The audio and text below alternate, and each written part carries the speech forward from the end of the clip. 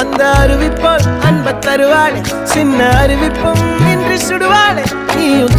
தும்மிடி ஆயுசு நூறாக என் உயிர் உன்னோட பத்திர சொத்தாக என் பார்வை உன்னோடு